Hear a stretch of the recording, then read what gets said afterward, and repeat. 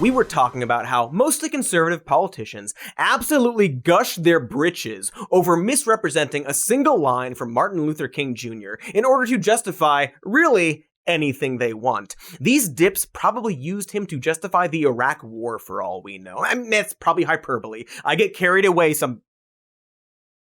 shucks.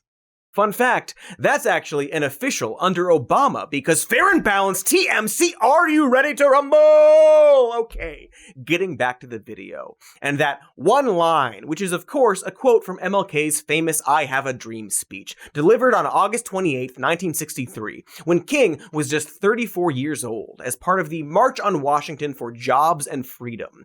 And here's an interesting bit of trivia. It turns out that he also said a bunch of other things during this speech.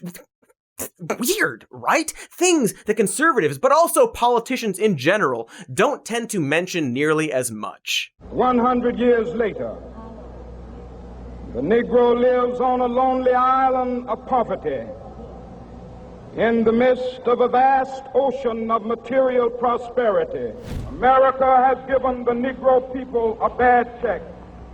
A check which has come back marked insufficient funds. So we've come to cash this check, a check that will give us upon demand the riches of freedom and the security of justice. There are those who are asking the devotees of civil rights, when will you be satisfied?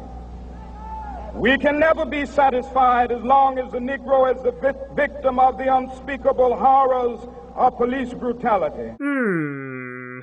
I wonder why they don't like to quote those lines.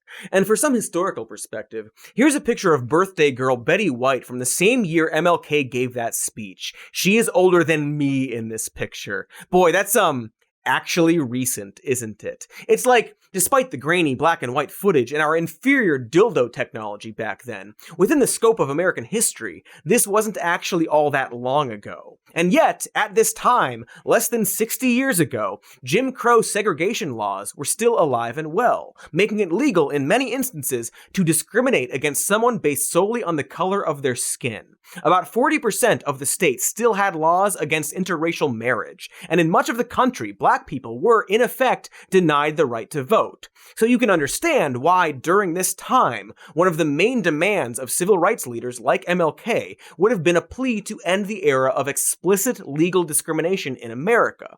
And one of the primary obstacles to achieving this goal was that many white Americans judged black people by the color of their skin, not by the content of their character, and therefore did not support the end of legal discrimination against black people. The notion that individuals should be judged by the content of their character, not by the color of their skin, is something that everyone should agree with. Unless you are a literal Nazi, then you should disagree on account of you being a Nazi and all that. You know, it wouldn't be very consistent if you agreed, you Nazi, gotcha. What I'm getting at is that at the time, it was extremely necessary for MLK to promote this idea, but not only this idea. And by today's standards, judging someone by the content of their character is a much lower bar, because in theory, of course we need to judge people by their character over the color of their skin.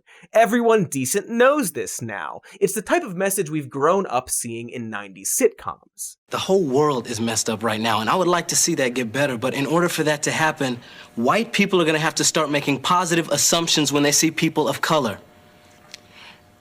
And people of color could make positive assumptions when they see white people. Man, things are just messed up. Wonder what that show is. Doesn't matter. And boy, to be clear, not saying we nailed it yet in terms of not judging people by the color of their skin.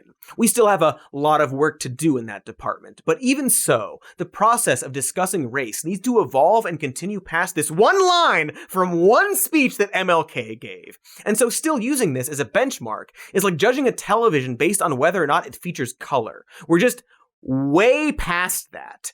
But this is where conservatives seem to stagnate, and often jujitsu this one line against efforts to achieve better racial equality and pervert its meaning to further their selfish agenda. They twist a concept that promotes interpersonal respect, community harmony, and genuine equality into one that ignores the impact of history, dismisses the legacy of slavery and systemic racism in America, instead promoting myths about meritocracy and the ideal of individualism in order to maintain the accumulated privileges and advantages afforded by white supremacy, all in support of enabling the exploitation allowed by our current system of capitalism. You know, like making people work on a federal holiday celebrating a civil rights leader. Hey, thanks for watching that clip. Here's the evergreen end plate to ask you to like and subscribe. It's any day of the year where you are.